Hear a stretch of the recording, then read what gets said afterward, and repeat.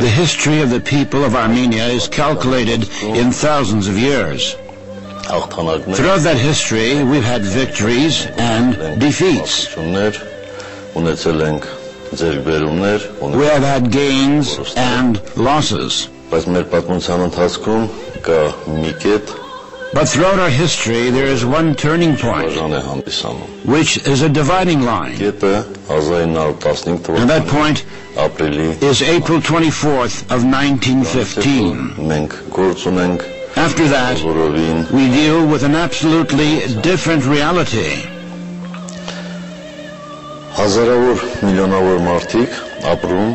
Hundreds of thousands and millions of people were living and creating a cultural heritage and their daily life in their homeland.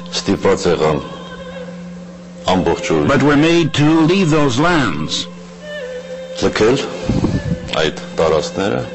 part of which were massacred, and the other part had to escape to survive.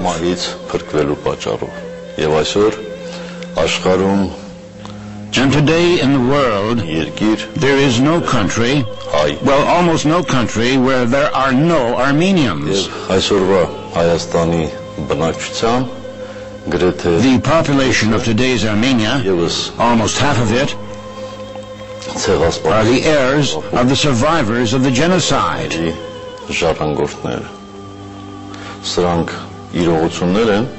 And these are realities which are in our life every day.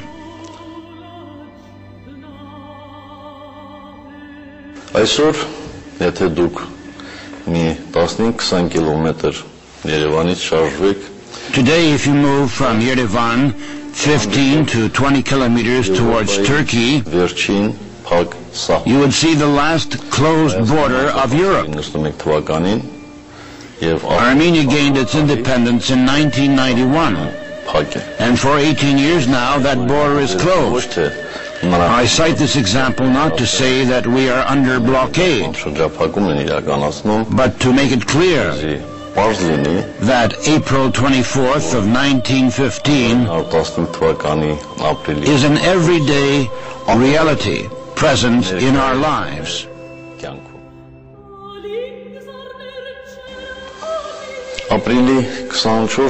April 24th is officially announced as the Day of the Victims of the Genocide.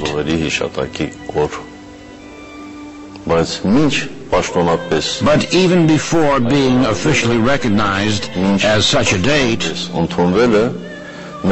April 24th has always been for our people such a day of memory and remembrance. Also for me, as one of the representatives of our people. But for me, as the President of Armenia, it is my duty to take measures to soften the impact of that terrible tragedy, and to take measures to make sure that such crimes will not be repeated in the future. And the most efficient way for that is the international recognition of the genocide. Why is the recognition of genocide so important for you, for your country? Firstly, the recognition of the genocide is the most efficient way for the prevention of such crimes in the future. And secondly, for the Armenian people, justice is the most valued feature of the mentality. And recognition of the genocide is also affected by that belief. There is no single Armenian in the world who is not affected somehow by that genocide. And obviously, each Armenian wants to see justice in that respect. There was a lot of talk about the new American president, Barack Obama, that he may recognize genocide officially, and this issue was even raised during his election campaign. It is not us who pushes the U.S. to recognize the genocide. The United States has been extensively present in the Ottoman Empire through their diplomatic corps, through their missionaries, business people. We all know they had insurance companies functioning in the Ottoman Empire. And for the United States, there is no doubt about the historic nature of the genocide as it has taken place. They do not need any additional proofs or witnesses from us. I want to remind you that 42 states of the United States of America have recognized the genocide. And I want to remind you that when the U.S. Congress Foreign Affairs Committee was hearing the case, and they do it on a regular basis, discussing the issue of the Armenian genocide, it is almost anonymous recognition that there was genocide. But some of the congressmen say, yes, there has been genocide, and the United States has to recognize that reality. And the others say, yes, it has taken place, but now it is not in the national interests of the United States to recognize it and to use that word.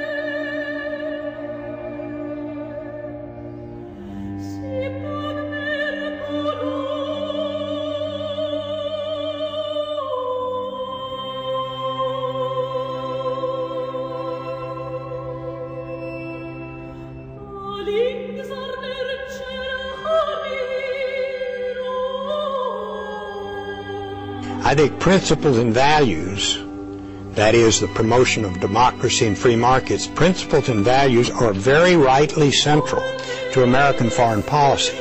And in a democracy, particularly a democracy such as we have in the United States, if you lose the American people, you will lose the policy. You can support the policy only so long as you have the support.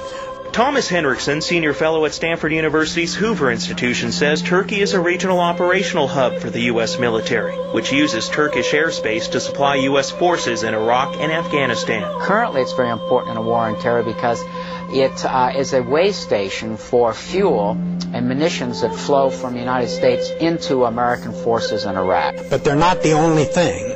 And when you formulate and implement foreign policy, you need to have a significant national interest at stake and national interest in the policy.